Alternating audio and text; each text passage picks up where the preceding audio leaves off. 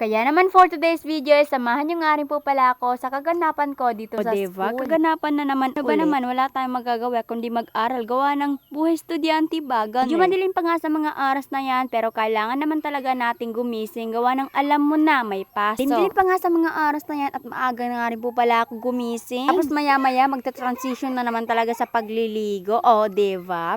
Forward na nga rin po pala, naligo na rin po pala ako sa mga oras na yan. Gawa ng kailangan na naman talaga natin maligo bago pumasok sa school. Guys, na nga rin po pala ako sa mga oras na yan. And syempre, pag-aayos din naman talaga natin ang pagmumukha natin mga day. Pulbo-pulbo lang talaga sa mga oras na yan. Kailangan naman talaga natin kumain bago pumasok sa school. Gawa ng alam nyo na, baka walang pumasok sa utak. O, diba? Sana all may utak. Kaya ko na nga rin po pala itong baon ko dito sa may bag ko. Baka makalimutan pa. Papaalis na nga rin po pala kami sa mga oras na yan. O, diba? Naglalakad lang talaga. Haggard na naman ang babaita na to. Di mo talaga carry ang sinag ng araw mo ka. Ako pa talaga ang tina-target. Kung hindi ka pa nga nakakarating sa school pero haggard ka na agad. Medyo malayo-layo rin naman talaga ang lalakarin namin. Kaya kailangan naman talaga nating bilisan. Kaya buti na lang talaga at wala pang flag ceremony bago kami makarating. Line na rin po pala kami sa mga oras na yan. Kailangan man talaga nating lumabas. Fast forward na nga rin po pala sa mga oras na yan. Time na nga rin po pala at kailangan naman talaga namin kumain ulit. Muakalain ng tita mo na to para nakakita ng gwapo dito. Another fast forward na nga rin po pala sa mga oras na yan. Hindi ko na nga rin po pala naguhang mabidyuhan ang pagkain namin. Nang alam mo na napakadaming tao magsisiksiskan pa. Hapon po sa mga oras na yan at may practice pa nga ang iba para sa pagdadance nila. Kaya naman talaga napakagulo naman talaga ng section na to. Namimigay po talaga ng candy sa mga oras na si teacher kung sino po ang nakashare ng post ng kanyang anak. Gawa nang nag-share talaga ako at nag-like and share and follow and comment. Ala, napakadami naman. Nabigyan na nga rin po pala ako sa mga oras na yan. Sobrang tawa-tawa pa nga ako sa sarili ko. Ano ba naman ito mga kaklase ko? Hindi daw sila nag-share kaya hindi talaga sila nabigyan. O, diba? Fast forward na nga rin po pala. Nakauwi na rin po pala kami sa mga oras na yan. O, diba? Napakalakas talaga ng ulan. Hindi ko na nga rin po pala na video ng mga kaganapan ko kanina. O, diba? Nakaligo na agad. Dito na lang po. Mwah.